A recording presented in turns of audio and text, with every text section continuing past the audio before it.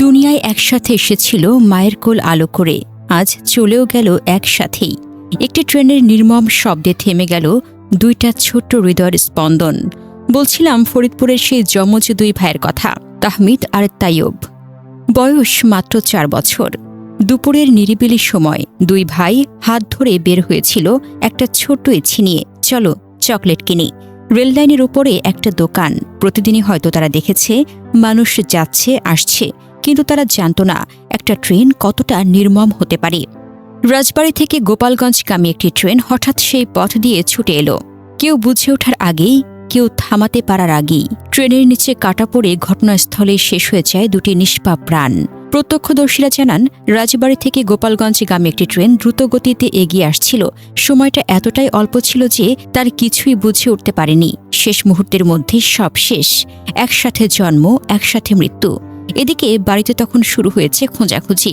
প্রায় 20 মিনিট ধরে মা ছেলেদের খুঁজছিলেন এদিক সেদিক। প্রতিবেশীর বাড়ি, উঠোন, রাস্তা, কোথাও নেই।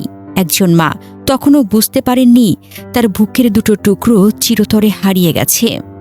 বাবা আকাশ শেখ, যিনি ফরিদপুর শহরে একটি কসমেটিক্স দোকানে কাজ করেন, খবরটা যখন পান তখন তার পৃথিবী থেমে যায়।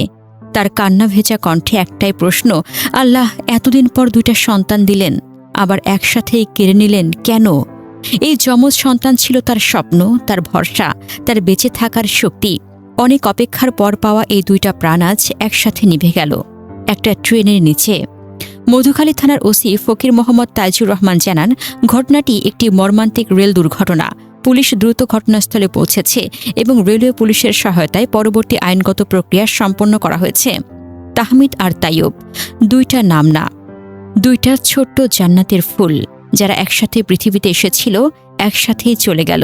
একটা চকলেটের ছোট্ট ইচ্ছা আজ একটা পরিবারকে চিরদিনের জন্য ভেঙে দিল। কিন্তু প্রশ্নটা থেকে যায়, এই মৃত্যু কি শুধুই দুর্ঘটনা, নাকি এটা আমাদের অবহেলার ফল? রেললাইনের পাশে বসবাস, শিশুদের অবাধ চলাফেরা, নিরাপত্তার অভাব, সব মিলিয়ে এই ছোট্ট ছোট্ট প্রাণগুলো প্রতিনিয়ত ঝুঁকির মধ্যে থাকে। একটা সতর্কতা, একটা নজরদারি, একটা সুরক্ষা হয়তো বাঁচাতে পারত তাহমিদ আর তাইয়ুবকে।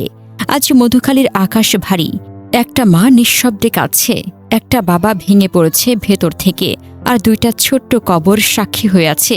জীবনে একটা চকলেটের ইচ্ছে জীবন মৃত্যুর সীমারেখায় দাঁড়াতে পারে। এই গল্পটা শুধু দুই শিশুর মৃত্যু নয়, এটা আমাদের সমাজের জন্য এক সতর্কবার্তা। আমরা যদি এখনই না জাগি, তাহলে হয়তো কাল আবার কোনো তাহমিদ তৈয়ব হারিয়ে যাবে, একইভাবে, একই সাথে।